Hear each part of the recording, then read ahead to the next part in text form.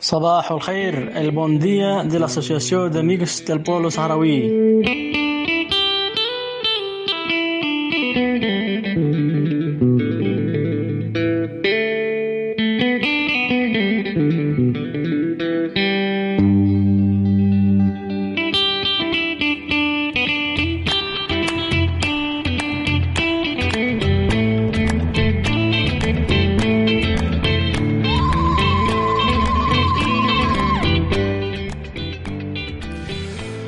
Són ara les 10:05 d'aquest dimarts, dia 20 d'abril. És el moment de saludar en Rafael Borràs. Molt bon dia, Rafael. Bon dia i bona hora. És el moment de començar aquest Bon dia Saharaui, que avui tenim una entrevista que jo crec que pot ser molt interessant, Rafael? Sí, bueno, com quasi dimarts, és dir que fem el Bon dia Saharaui. Sí, bé, una altra vegada bon dia, salam aleikum. Aquesta entrevista ve a tomb perquè dissabte passat, no, el 17 d'abril, sí, va ser el Dia Internacional de Solidaritat amb els presos polítics saharauis. En aquest sentit, l'Associació d'Amics del Poble Saharaui va difondre un vídeo que podeu recuperar al web o a les xarxes socials, tant a Facebook, a Instagram i fins i tot a Twitter, en el que reivindicam un cop més la llibertat dels presos polítics saharauis, denunciam el seu empresonament i donant suport a les famílies dels presos. Deixeu-me, amics i amigues d'aquest programa, que faci referència amb noms i llinatges a 4 d'aquests molts presos que pateixen la inhumana repressió a les sinistres presons marroquís. El Mohamed Bani, que és del grup de presos del campament de Jaimisik, que ja en vam parlar en una ocasió en aquest mateix programa Bon dia Saharaui, condemnat a cadena perpètua. En Mohamed Dada, líder estudiantil de El Wali, condemnat a 10 anys, i en Hussein Bachid Amadou, estudiant i també líder juvenil, pendent encara de sentència.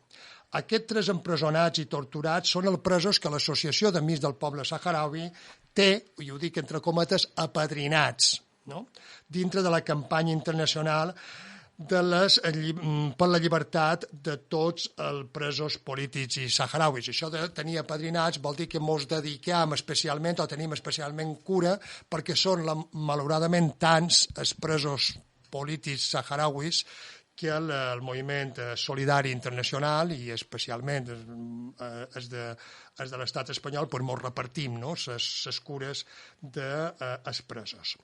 El quart nom de pres que vull citar és en Mohamed Lamin Hadi.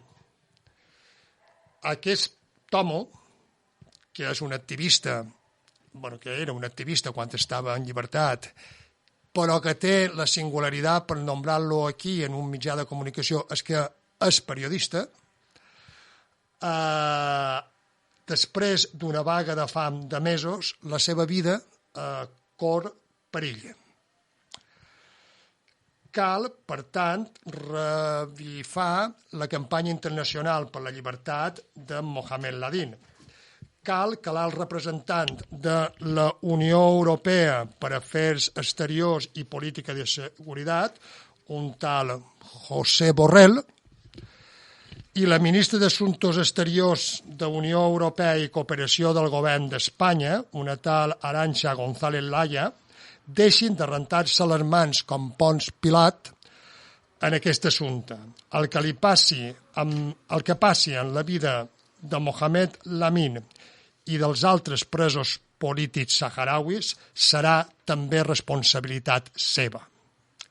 Mireu, Sebastián Ruiz Cabrera, en el primer article d'una sèrie de 5, jo que tingui controlat només ha publicat els 2 primers, que les publiquen al digital El Salto, molt recomanable el digital, però en particular aquests articles, escriu: se ha instalado la idea de que el conflicto del Sáhara Occidental es una cuestión moral y humanitaria, antes que política y económica, algo que sirve muy bien al Estado español i a Marruecos. Efectivament, En el conflicte del Sàhara Occidental fa falta molta solidaritat, molta empatia, molt d'humanisme, molt de lo que vulguem. I per això està el moviment solidari i seguirem. Però fonamentalment és un problema polític i econòmic. Un problema de conculcació dels drets humans i d'espoli il·legal a Balcana de recursos naturals. I no mos cansarem de dir-ho des d'aquest micròfon. Dos aspectes claus d'aquesta conculcació de drets humans, presos polítics i desapareguts, en parlarem tot seguit amb un referent de la lluita pels drets humans del poble saharaui, Abdeslam Omar, president de l'Associació de Familiars i Presos i Desapareguts Saharauis, AFAP-Predresa. Però ara, com cada bon dia saharaui, l'imprescindible trencant el mur de la desinformació, el recull de notícies que ens fa Núria Perea.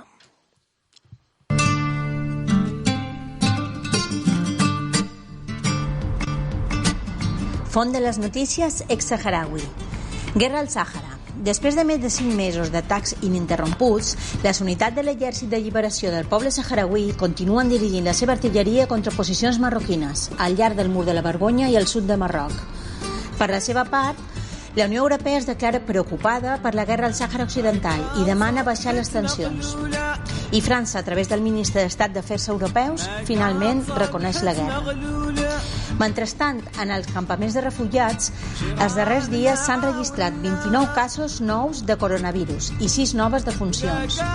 Aquests darrers casos eleva el total des del començament del brot a 505, dels quals 304 s'han recuperat, amb 29 defuncions. La bona notícia és l'arribada de 5.000 dosis de la vacuna d'AstraZeneca, per cessió de les autoritats algerianes. La RAS ha anunciat que la primera fase de vacunació serà entre el 18 i el 30 d'abril i prioritza els sectors més vulnerables i prioritaris, el personal mèdic de tots els nivells, els funcionaris, els majors de 50 anys i les persones amb malalties cròniques. A nivell nacional, Espanya, al costat d'altres països europeus, venen armes al Marroc. D'aquesta manera, recolzen indirectament l'ofensiva al territori saharaui. Tot i així, no es pot dir que Espanya sigui el principal subministrador d'armes al Marroc, però sí que el Marroc és un dels seus principals clients. Paradoxalment, la primera de les resolucions aprovades per l'Assemblea General de les Nacions Unides instava precisament al desarmament i es va aprovar per unanimitat. A cada sessió de l'Assemblea General es torna a presentar i cada vegada que es presenta torna a ser aprovada per unanimitat. A nivell internacional, el Front Polisari reclama l'adhesió plena de la RAS a les Nacions Unides com a estat membre. El ministre de Relacions Exteriors de la RAS ha anunciat que l'estat saharaui està exigint prendre el seu seient a les Nacions Unides per tal de garantir que el poble saharaui sigui unànime sobre el seu dret a la independència i la sobirania al territori, mentre que el Marroc obstrueix el referèndum. I l'ONU fracassa novament en el seu intent de nomenar un enviat especial al Sàhara Occidental, càrrec que du gairebé 2 anys vacant, després que el Front Polisari rebutgés el candidat portuguès. Almenys 10 candidats han estat rebutjats per una de les dues parts en el conflicte. La propera reunió del Consell de Seguretat està programada per demà 21 d'abril i es celebrarà a porta tancada. I avui, per acabar, volem recordar que aquest passat dissabte, de 7 d'abril, s'ha celebrat el Dia Internacional de Solidaritat amb els presos polítics. Des de les associacions de les diferents comunitats autònomes s'han organitzat concentracions i altres accions per donar visibilitat a aquestes persones. Sobre aquest tema, Amnistia Internacional ha qüestionat el govern marroquí pel cas del pres polític saharaui Mohamed Lamin Hadi, per la falta d'accés als serveis mèdics necessaris i perquè les seves condicions de reclusió no compleixen amb les normes internacionals.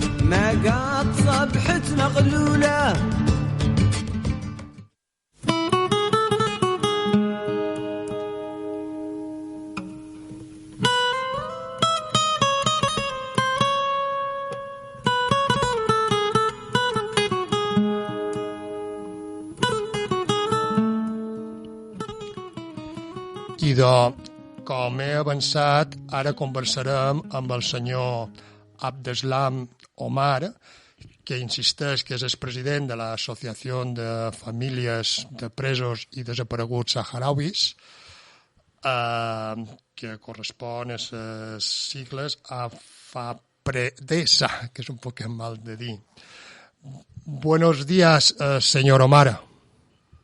Buen día. ¿Cómo está? Amigo, ¿cómo está? Bueno. Bien, aquí Mire, un poco ya de calor, pero bien. vale, sí, aquí empieza un poco la primavera en Mallorca, pero bueno, una primavera pandémica. Exacto, la misma. Mire, aquí yo, también. si me permite, yo soy Rafael Borràs, de la Asociación de Amigos del Pueblo Saharaui de las Islas Baleares, que coordino lo mejor que puedo y que sé este programa.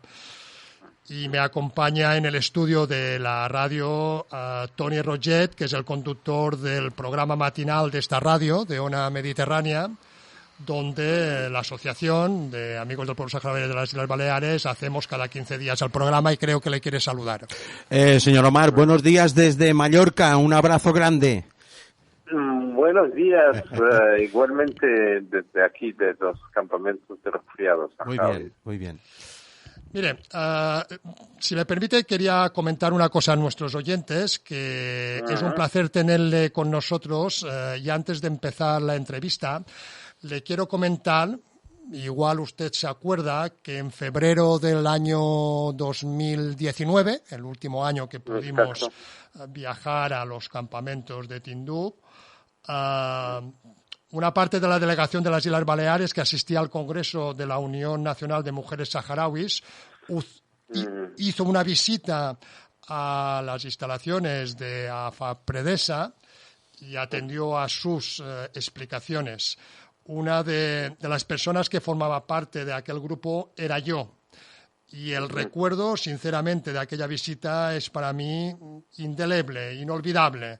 El trabajo que hacen ustedes es impresionante, de verdad. Gracias por todo. Entonces, bueno, quería comentar a los oyentes porque me impresionó mucho aquella.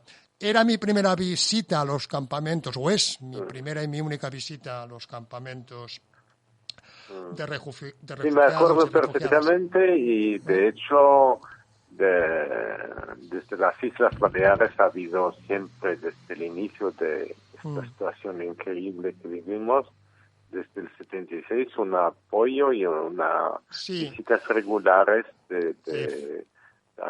tanto de la asociación como de las instituciones. Efectivamente, en un momento, si me permite, Omar, en un momento le va a saludar y van a poder conversar un ratito Catalina Rosselló, la presidenta de la Asociación de Amigos del Pueblo Saharaui de las Islas, y podrán comentar algunas historias, pero para situar a los oyentes, ¿no?, de la radio, ¿nos podría explicar o comentarnos un poco cómo nació la asociación, ¿no?, de familias de presos y desaparecidos saharauis y en qué consiste un poco su trabajo, antes de que Catalina le salude?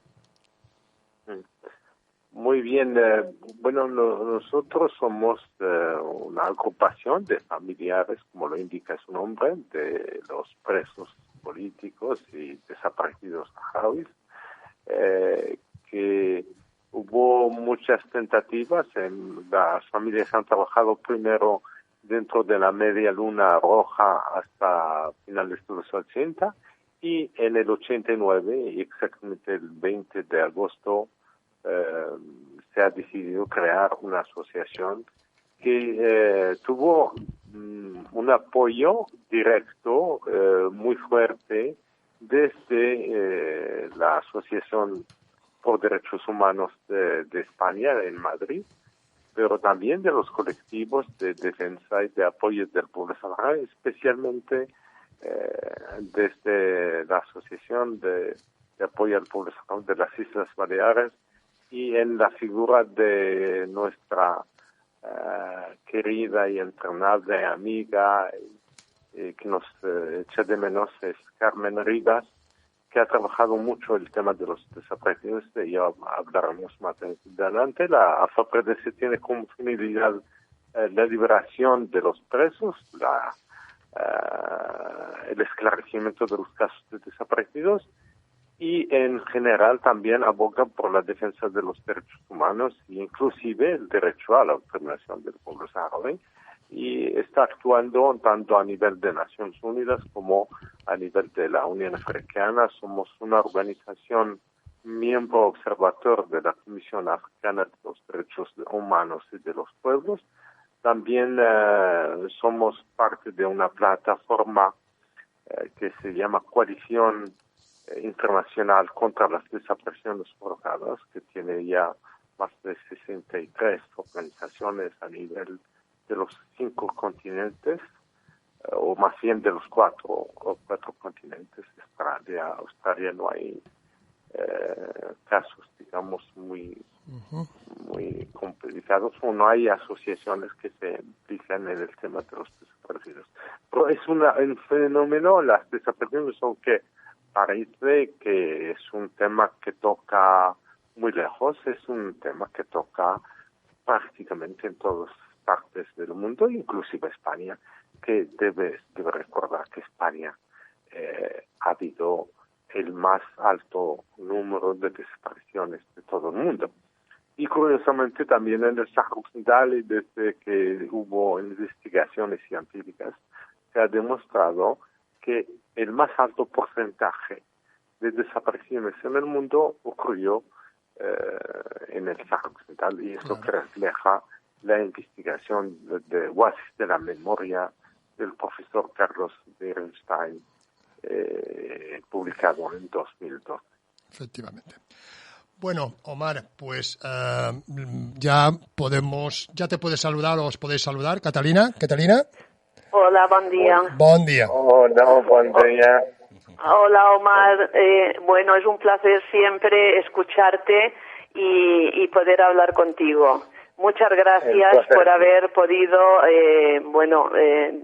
por haber podido dejar que te entrevistaran, porque ya sé que desde los campamentos es difícil, y con el trabajo que estás haciendo y que estáis haciendo, la verdad es que siempre escucharte es muy importante y un placer, como he dicho antes.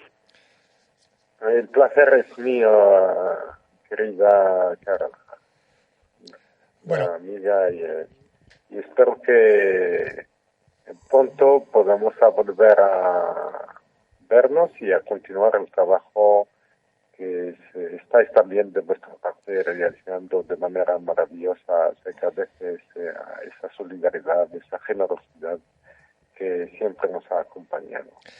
A mí me gustaría que comentarais, ¿no, Catalina y Omar, sobre todo tú, Catalina, un poco la relación de la Asociación de Amigos del Pueblo Saharaui de las Islas Baleares con la fundación de AFAPredesa y aquellos primeros momentos, ¿no? O primeros tiempos, ¿no? De la asociación y de la relación con la asociación de aquí de Baleares. Sí, bueno, nuestra asociación se creó en el año 87 y en el año 89 con la campaña, que además la campaña, lo ha comentado Mar, era promovida por la Asociación de Derechos Humanos de España. Empezamos ya con la campaña de adopción simbólica de los desaparecidos saharauis. Después con AFAPredesa también, que se creó, y yo creo que también en este mismo año. Nosotros fuimos trabajamos bastante en esta campaña. Se creó un comité en Suiza, ahora no me acuerdo, me parece que se llamaba Vilareto o algo así, con la persona que teníamos contacto, y la coordinadora de la campaña que nos coordinaba para que estuviéramos trabajando era nuestra buena amiga y querida Carmen Rivas, que en paz descanse, que la verdad que hizo un trabajo increíble, que todos, gracias a esta buena coordinación y con AFAPredesa, pudimos hacer un buen trabajo con esta campaña, que consistía en, como he dicho antes, entre comillas, adoptar a un desaparecido. Teníamos la ficha, la información que teníamos, y bueno, lo que hacíamos era buscar personas que trabajaran para esta desaparecida o desaparecido. y a la vez se hacía un trabajo, que esto lo puede explicar mejor Omar, un trabajo de envío de cartas a las instituciones, a las altas personalidades para, que conseguir que se hiciera una investigación. Hay que decir que nosotros tuvimos la suerte, entre comillas, porque que dos hermanas que las teníamos apadrinadas, una familia de la asociación las tenía, adoptada. No, me estoy como repitiendo porque es la palabra. Y pudieron venir cuando después de 11 años que aparecieron, pudieron salir y irse después a Canarias y vinieron aquí a Mallorca acompañadas de Omar Adeslam. Yo creo que fue la primera vez que te conocimos, Omar. No sé si tú te acuerdas de todo esto, supongo que sí. Y desde entonces no hemos interrumpido nuestro trabajo, o sea que hemos seguido siempre trabajando para las desapariciones y para los presos políticos. A partir del 2006 creo que fue que empezamos a tener también mucha información de los presos políticos y siempre hemos seguido. El tema de los derechos humanos en nuestra asociación ha sido un objetivo importantísimo y primordial, ¿no?, del trabajo. ¿Algo que añadir, Omar? Decir que antes de la creación de nuestras dos organizaciones y el trabajo que hemos llevado de manera muy coordinada, como ha dicho Carolina, en el campo de Ginebra, que es la sede de Naciones Unidas para los Derechos Humanos, con la apertura de una oficina internacional de derechos humanos para el Sáhara Occidental, y se pudo obtener rápidamente resultados extraordinariamente inesperados, como fue en 1991 la liberación de 322 personas que estaban desaparecidas desde que se inició esa campaña de adopción simbólica de los desaparecidos, y entre ellas estaba ya efectivamente Mami y Fatma, dos menores que habían sido secuestrados con su familia, con su padre y su madre, por el simple hecho de tener a un miembro de esta familia que estaba en el servicio militar, ¿no? Y fueron secuestradas durante 16 años. Efectivamente, ese resultado no podría haber sido posible sin la actuación que se llevó desde muchas partes del mundo, especialmente uno de los actos más emblemáticos es el que protagonizó nuestro amigo de la Asociación por Derechos Humanos de España, que era Peloto. Eugenio Sánchez. ¿Me acuerdas? Sí, Sánchez, muy amigo mío, muy amigo. Sí, y además tengo que decirte que cuando empezamos a trabajar, siempre lo repito, con el tema de los desaparecidos, organizamos una reunión en mi casa y las postales, junto con él, Carmen Rivas, que ya la he nombrado y siempre la tendremos presente, y nosotros pues se diseñaron las postales para trabajar con el tema de los desaparecidos, o sea que Eugenio sigue. Absolutamente. Eugenio ha hecho algo increíblemente potente el día en el que el rey, el antiguo rey Hassan II, visitaba Madrid y sobrevoló Madrid con una avioneta que arrastraba una pancarta donde ponía ¿dónde están los desaparecidos saháraus? Sí. Estas actuaciones y todo el trabajo que se hizo con Amnistía Internacional también, que hay que recordar que nos ayudó en aquel entonces, pues hubo ese primer resultado, porque antes Marruecos negaba la existencia de los desaparecidos. Ya no existe, no hay desapariciones. El rey Hassan II ha llegado a tal cinismo que en una emisora de la televisión francesa en un hotel en Qalat Maguna, donde en el fondo se veía claramente el antiguo castillo donde había centenares de desaparecidos saharauis, decir, no hay desaparecidos saharauis. Hay una continuidad con la actuación contra la población civil saharaui que sufrió un genocidio, que es una verdad jurídica que se reconoció más tarde en 2015 por la propia Audiencia Nacional con el auto dictado por el juez Pablo Ruz y las diferentes sentencias que recuerdan que España sigue siendo la potencia administradora del territorio sin que ningún gobierno hasta la fecha haya cumplido con las responsabilidades correspondientes y que están muy bien reflejadas en la Carta de Naciones Unidas. Y un Estado de Derecho como España debe al menos tomar parte, porque en el caso de que no lo haga, está incumpliendo no solamente sus responsabilidades históricas, morales, pero también jurídicas y penales, y por lo tanto hay también una responsabilidad penal por omisión, al menos, de todos los crímenes que ha habido y que siguen habiendo. Son crímenes de guerra y crímenes contra la humanidad, como lo reconocen los propios tribunales españoles. Bueno, Catalina, jo crec que per justícia i per la veritat de les coses, no, aquelles postals o una de les postals, no, con una inscripció, no, que decía desapareguts saharauis on són, no? Un poquet de responsabilitat, entre cometes, ¿no? En el buen sentido de la palabra. La té un tal Carlos Espiro, ¿no? Que va a diseñar esta postal, yo he ¿no? dicho, se diseñó, fueron diseñadas por Carlos Espiro. Durante mucho tiempo utilizamos estas postales. Después salieron, Omar, otras que ya salía cara de desaparecidos, y ya se utilizaron estas otras.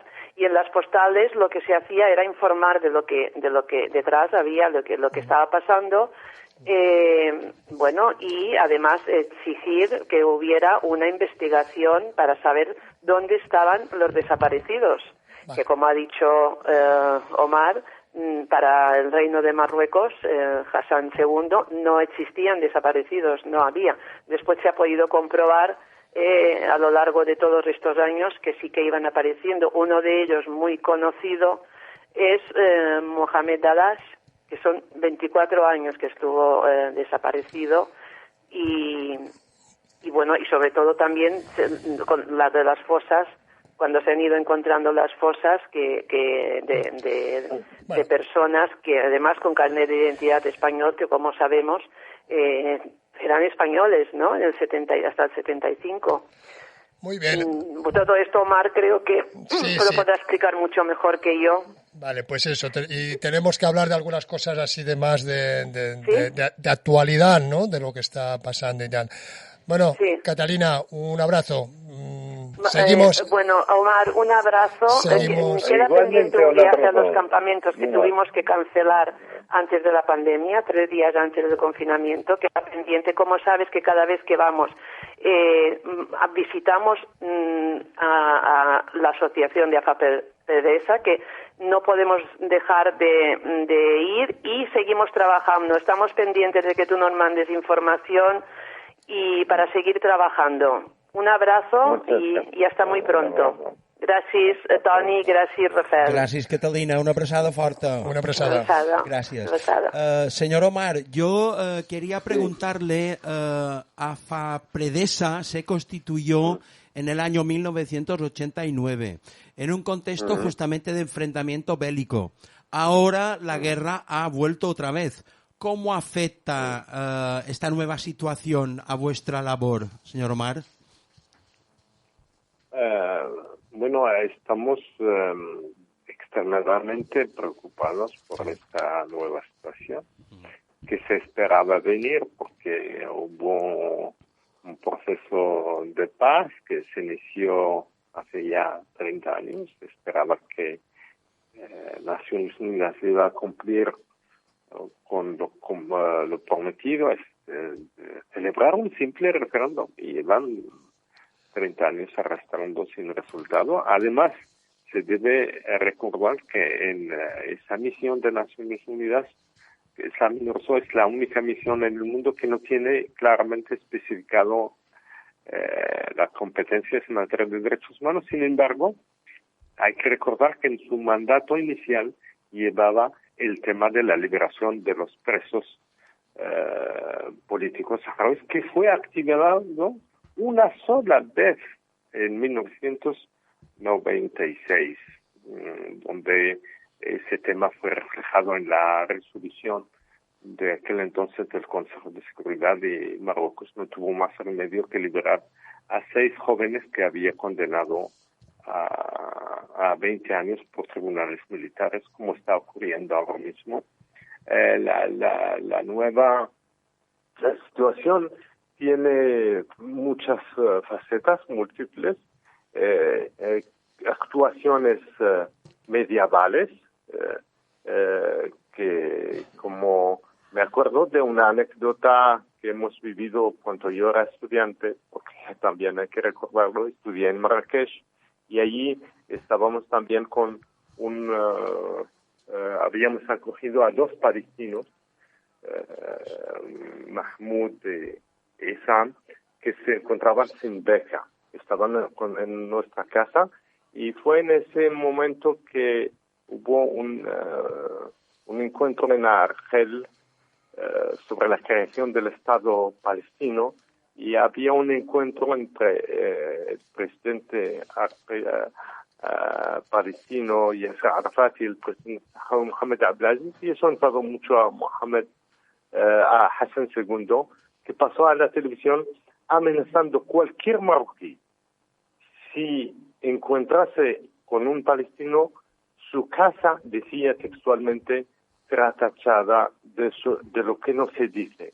Al investigar esas palabras, nos damos cuenta de que antiguamente los reyes, los abuelos del actual rey, cualquier opositor lo ponían en su casa y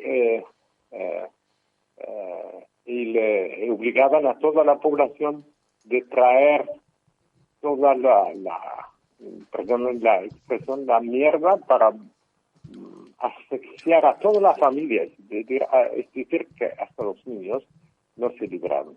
Y eso que está haciendo hoy en directo con la famosa activista Sultana Haya, donde su casa está lleva ya más de 150 días en una situación de asedio, y se le tira con todo tipo de productos con el objetivo de decirle claramente que no estamos contentos que usted defienda del derecho a la eutanasia. Marruecos ha hecho evolucionar también sus violaciones de los derechos humanos. Una de las prácticas que utiliza es la presión económica, tanto en el Sáhara como en Marruecos. El caso más famoso en este caso es Mohamed Moutawakil, que fue expulsado hacia Casablanca y que, sin embargo, sigue siendo muy convencido de sus ideales de lucha del pueblo saharaui, pero también los propios marroquíes, como Ali Mrabet, que al visitar los campamentos y al decir que hay refugiados y no secuestrados, como pretende las tesis marroquíes sobre los refugiados saharauis, pues ha sido condenado a 10 años de inhabilitación y multas con 50.000 dirhams de multa, y lo que le obligó al exilio. Ahora exiliado, está viviendo en Barcelona y colaborando con muchos periódicos, inclusive El Mundo. Ahora, la situación que nos preocupa es que Marruecos ha acelerado las detenciones arbitrarias, la práctica de la tortura, y muchas veces en directo, como esa paliza que hemos visto ayer a una de las activistas que vino a visitar a Sultana Jaya. Y son unas manadas muy enormes que se atacan a una sola mujer, a un solo niño, y tenemos obviamente toda esa memoria de lo que pasó anteriormente, el genocidio. Estamos esperando unas respuestas claras sobre el resto de los desaparecidos, de los cuales ha habido incluso bebés como Aziz Ibrahim Mustafa, que fue secuestrada con su madre, que apenas tenía 3 meses. Y claro. Marruecos terminó por reconocer que ha fallecido durante el secuestro, pero sin dar ninguna prueba de ello, sin entregar su cuerpo. Y por eso trabajamos también el tema de las fosas comunes y se ha hecho un trabajo con la Universidad del País Vasco al respecto muy interesante. Yo le quería preguntar si nos podrías ilustrar un poco sobre cuántos desaparecidos se calcula, desaparecidos saharauis, ha habido en las últimas décadas, en estos larguísimos años de conflicto, ¿no? ¿Existe algún censo, algún registro? Porque a veces a las tragedias hay que ponerles números para que la gente espabile, ¿no? Y se indigne. Marruecos, como he dicho, ha ido adoptando su estrategia en función de la reacción del mundo. Y como vio que el mundo, después de la creación de nuestra organización y todas las campañas que se han hecho, especialmente en España, pero también en Francia, en Europa y en África, la Comisión Africana de Derechos Humanos, pues ha ido cambiando su forma de actuar. Ahora las desapariciones que ocurren son a menudo muy limitadas en el tiempo, es decir, llevan a una persona y la hacen desaparecer 3 semanas, hasta 6 meses en el caso del grupo de Gdemiji, pero después aparecen y como que están acusados de tal, o liberados sin, como dicen ellos, una liberación provisional. Hay actualmente 2.700 personas que están provisionalmente liberadas. Esto es algo y nunca se ha vuelto a hablar de esa libertad. O sea, no se ha dicho que finalmente son libres totalmente, y eso usa una presión permanente para que no tengan ningún oficio oficial y para hacerles la vida imposible. En el caso más reciente hubo un joven que fue secuestrado y apareció 22 días después en la morgue del hospital de Laayoune, sin vida, obviamente, y en un estado de descomposición. Y la familia se entera de manera no oficial por un policía que pasaba por la calle diciendo: pero vuestro hijo está en la morgue. Es decir, que Marruecos ahora, y el caso también de los 15 jóvenes que fueron secuestrados un solo día, el 26 de diciembre del 2005, y ha habido, digamos, en total más de 4.500 personas que han conocido la desaparición forzada. Cuando hablamos de esta cantidad, son las personas que han pasado más de un mes desaparecidos. De ellos seguimos en noticia de cerca de 450 personas que seguimos sin tener ninguna información fidedigna de cómo, a pesar de que entre ellos al menos 200 fueron reconocidos por Marruecos y que habrían muerto durante el secuestro, en un documento publicado por el Consejo Consultivo de Derechos Humanos en 2010. Ahora nos toca continuar esa labor, Claro. porque el trabajo que hemos querido implementar era que contar con la ayuda internacional y particularmente del Comité Internacional de la Cruz Roja, que tiene esa tarea humanitaria en su mandato. Sin embargo, el comité no ha aceptado ninguna de nuestras propuestas, inclusive el simple hecho de participar en la restitución de los cuerpos de los 8 personas halladas en junio de 2013. El Comité Internacional de la Cruz Roja se esconde sobre la necesidad que ellos tienen en encontrar un acuerdo con el Reino de Marruecos para visitar las cárceles. Y nunca lo van a conseguir, y mucho menos ahora que la situación en el propio Marruecos es catastrófica.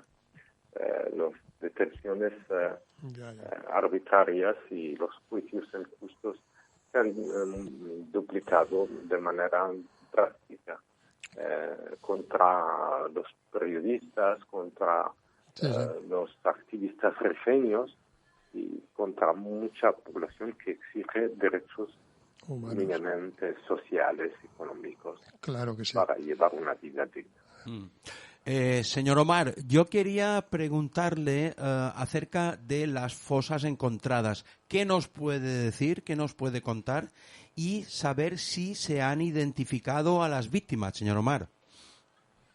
Sí, desde que por casualidad se encontró unos restos mortales en las zonas liberadas de la República Árabe Democrática por un pastor que estaba en esa zona, y al intentar cubrirlas se encontraron los famosos documentos de identidad españoles de las víctimas, y por lo que sospechamos que se trataba efectivamente de esas personas que estábamos buscando, y eran 8 hombres, de los cuales 2 menores y una mujer.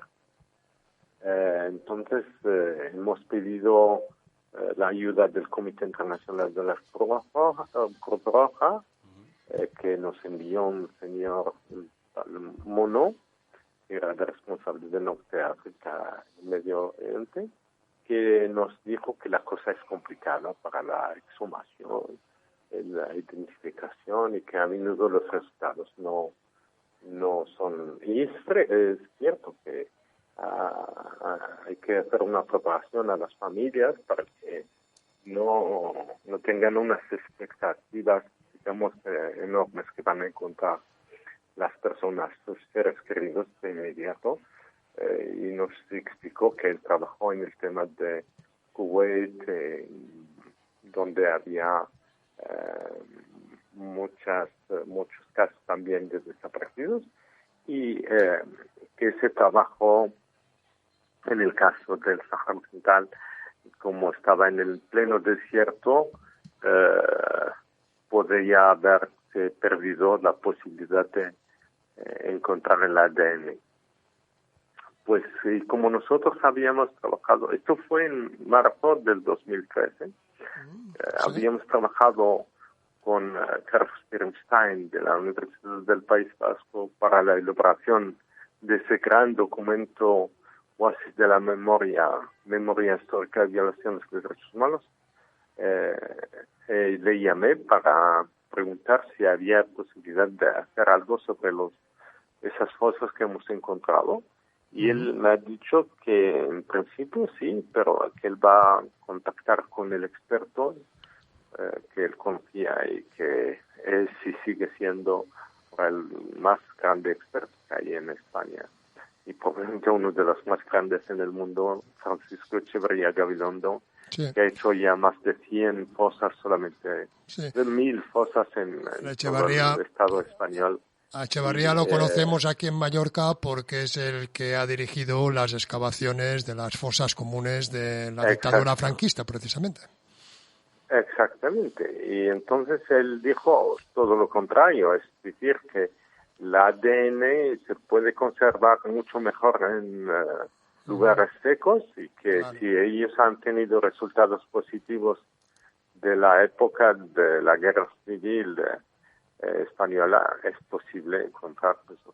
Y es así como vinieron y efectivamente se ha podido hacer la exhumación, la identificación, que concordó. Hemos encontrado 8 cuerpos. No hemos encontrado el cuerpo de la mujer en esa primera fase y se ha identificado y se ha plasmado todo el trabajo en un documento que se llama La Esperanza Posible, Heiris, La Esperanza Posible, que también está editado por el Instituto ICUA. Y obviamente eso nos dio la idea de continuar trabajando y buscando. Y hemos ido buscando otros lugares y en total hubo 16 cuerpos, de los cuales tenemos ya 3 mujeres, de las cuales 2 han sido encontradas, digamos, los cuerpos no llevaban vestimenta, por lo que se teme que habían sido desnudadas y torturadas y violadas sexualmente antes de ser abatidas, como ocurrió con este grupo de los 8 que fueron abatidos por fusilamiento. Y todo este trabajo ha sido presentado ante la Audiencia Nacional de España y es lo que permitió que el proceso avanzara y que haya ese auto que reconoce el genocidio y que procesa a 11 altos mandos marroquíes, tanto civiles como militares, implicados en estos actos de violaciones graves de derechos humanos. Pues nuestro trabajo está también por identificar esos lugares de fosas comunes. La mayoría se encuentran en los territorios ocupados, pero también algunos en el propio territorio marroquí, donde había centros de desapariciones reconocidas, de hecho, por el propio marroquí, sin permitir a las familias de poder ni acercarse a los lugares de encierro, que pretende Marruecos que son de encierro, ni llevar todo el proceso de exhumación y identificación de los cuerpos y obviamente restitución para cerrar el duelo y permitir a las familias retomar el rumbo de la vida.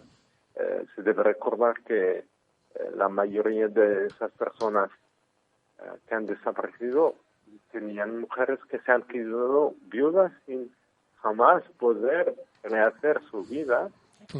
Acaban de dejarnos a Barcarina,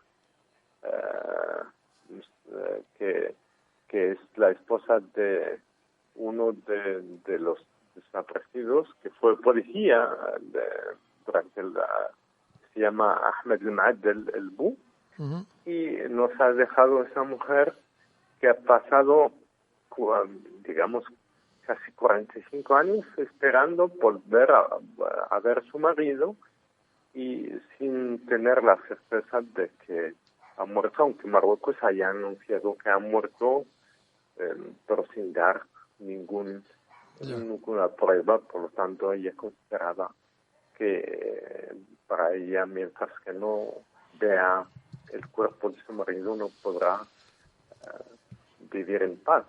Claro que sí. Bueno, pues... ¿Hola? ¿Me oyes? Sí. Bueno, el tiempo vuela en la radio. Tenemos que despedirnos. Sí. Muchas gracias por tu tiempo, por tu amabilidad Y esperamos que nos podamos abrazar pronto, ya sea en Mallorca o en Tinduf o, ¿por qué no?, en el Ayun Liberado, ¿verdad? Sí, eso me sería mejor en la playa allí tranquilamente, que ahora después de todo este tiempo necesitamos al menos que disfrutar de nuestra mar y de sus recursos. Y esos, claro que he tenido el placer de comer el pescado en Baleares, efectivamente, pero aquí en los campamentos refugiados ya ni siquiera hay latas de atún que llegan, o sea que, claro que sí. Estamos en una situación, digamos, injusta totalmente, mientras que los europeos se benefician de nuestros recursos. Nosotros sobrevivimos de una ayudas que no llegan a final de mes. Claro que sí. Es algo increíble que debe ponerse en fin y que nosotros podamos ser solidarios con el resto de los pueblos que lo necesitan. Claro que sí. Muchas gracias, Omar. Un gusto, un placer, un honor. Todo nuestro apoyo. Un abrazo. Un abrazo grande, Omar. Hasta la pròxima.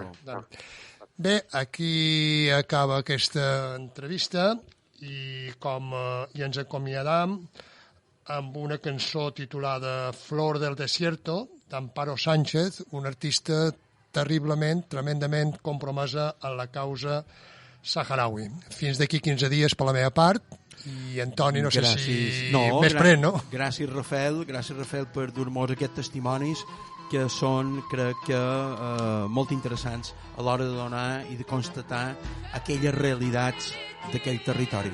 Una abraçada forta. Una abraçada.